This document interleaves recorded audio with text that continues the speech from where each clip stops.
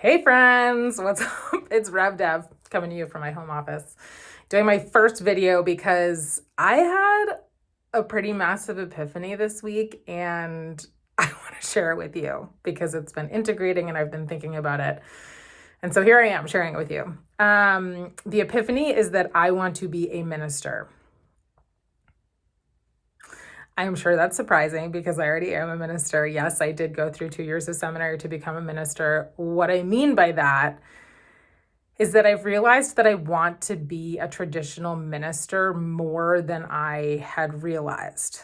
That doesn't mean that I am going to go and find a church to be a minister of. It simply means that I realized that the act of ministering in the traditional sense is basically what I've been doing and what I want to continue to do. So, shocker, I'm a minister and I want to be a minister even more so. So I want to keep exploring spiritually and help people to explore spiritually and grow and feel more connected to the divine, to divine energy, to themselves and to others. I want to help people move through the ups and downs of life, be a sounding board for them, be their go-to counsel and supporter and cheerleader. And I also want to be a part of a community that supports one another. And there's much more coming on that soon because it's becoming. So shocker, I actually am a minister, but I'm not a traditional minister and I never was going to be, but here I am. So I'm not a traditional minister in that I do not feel that I belong in a specific denomination or faith tradition. I just don't feel like there's one of those boxes religiously or spiritually that fits me, at least not yet. So my home feels like it is outside of those boxes and it's open to whatever is. I am also non-traditional in that I don't have a specific congregation that I'm assigned to, because that never felt great for me either, to feel like I was assigned to a group of people and also that they were assigned me as their minister. I really believe in self-selection and consent.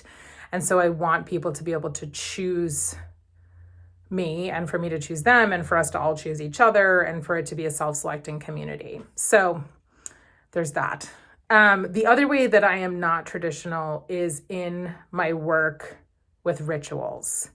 So for those of you that don't know, rituals have been a big part of my life for a long time. I knew even before seminary that rituals would be a lot of my work as a minister or however I was going to show up in the world.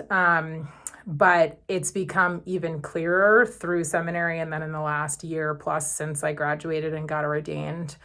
And I've been kind of massaging out what that means. So let me tell you how I am not traditional in my rituals. One is that the way that I show up in my work with people moving through transition is not just about creating a ceremony and moving through that ceremony. It is about creating a container and holding space for people as they move through the transition, which includes more than the ritual. It is about holding space for people as they honor who they have been before this transition, what they're experiencing in the transition and all that comes with that, and then also who they will be moving forward and being intentional about that. And I hold space for that experience with people with compassion, non-judgment. There is no shame and there's no expectation to what that will look like or how people will show up. So I obviously go pretty deep with people when I'm doing this ritual work. Additionally, my work with rituals is non-traditional because I do non-traditional rituals. What I mean by that is that there are traditional rituals that we do in this culture. We have weddings and funerals, obviously, and baby blessings are common, or some type of ritual around new life. And they're great. I love doing them. I love doing weddings, funerals, baby blessings, all the things. I am open to and love doing all of them. I go into that process with deep intention and holding space in this more expansive, non-traditional way, but I absolutely do them and I love them. That said, I also am really passionate about doing rituals that we as a culture do not typically do, and in honoring transitions that we typically don't place a lot of importance around. And I believe that if we did, we would get so much more out of life. We would be more present to ourselves. We would be more connected to ourselves, more connected to each other, and more connected to the divine. These are rituals that many cultures and spiritual traditions have done for years and years and years, and especially long ago. And we've lost a lot of that. And I think there's so much richness in doing this. So let me explain. So there are a lot of ups and downs in life, these big life transitions that we go through that we do not honor. For example, coming of age, really big one that has been proven to have a massive impact on people. If they go through a coming of age ritual longer in life, it will impact them. Renaming ceremonies and other transgender ceremonies as people transition, but also like identity shifts and decisions and realizations around sexuality, identity, gender, etc. Menopause as well, another huge life transition that we go through that's not always honored. And then relationship transitions, not just getting married, but breakups, divorce, moving from being parents to your children to co-parents to your children. How do you do that with intention and honor one another and create the best foundation moving forward? And then every type of reproductive experience. I am so passionate about these. Deep in my heart, I am passionate about these. Miscarriage, abortion, medical termination, fertility struggles, and opting to not become parents or a parent, making the decision or going through the experience of realizing that you will not become a parent. Those are often not honored, and I think they are so important.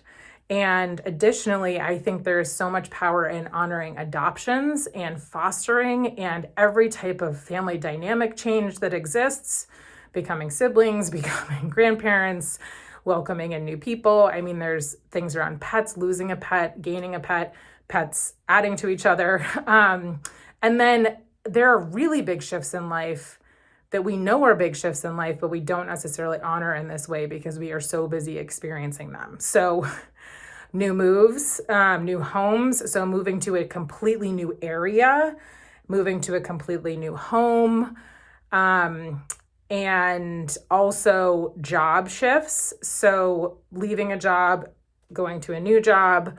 I think especially if there's tension around that decision or move, like if there's a layoff or if someone is terminated from a position or if there's tension when someone leaves, all of that is so important to honor. And you can just create so much more richness in your path forward if you do honor that. Retirement is a major one that people tend to skirt over, but man, is it a big one.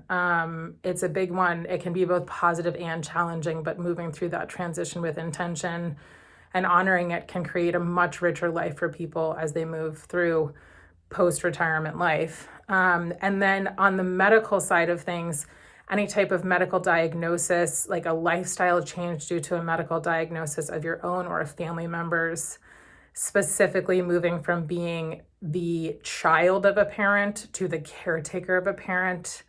I think especially with diagnoses that have to do with mental function and memory, I think it's very hard, but it can be really important and wonderful to honor that transition as people move through that, because you're going through a lot of loss while someone is still here. And of course, to that point, any type of grief or trauma that someone is experiencing, there are rituals and ways to move through that and release some of that, to honor yourself, to honor the experience. And there's so many more. There are so many more. I could keep going on forever. But the point is that being there for people in the ups and downs, in the things that are not traditionally celebrated, honored, given space, feels right for me. So it's another way that I'm a non-traditional minister. I love helping you and others to feel valued, to feel seen, to feel celebrated, to feel honored, and able to process their experience with wholeness. There's so much value in this. And when we move through life transitions, we're moving from being that first person to being another person. And so honoring that is so important. So if I can be of support to you or anyone that you know as a non-traditional minister, but more of a minister than I realized, as you navigate through life's transitions or really life in general, please connect with me. I will share the link to my rituals work in the notes. I am here for all the things Rev Dev, reporting for duty. And thanks for being here for my epiphany that I am, in fact, a minister, and I want to be a minister. In the act of being a minister, I am here for you for all the things. And also thanks for your support of me on this journey of non-traditional ministry, I guess, and connection. And there is much evolving in me and the way that I'm meant to show up. And I will share more as it's ready to come to the surface. So thanks. Love you guys.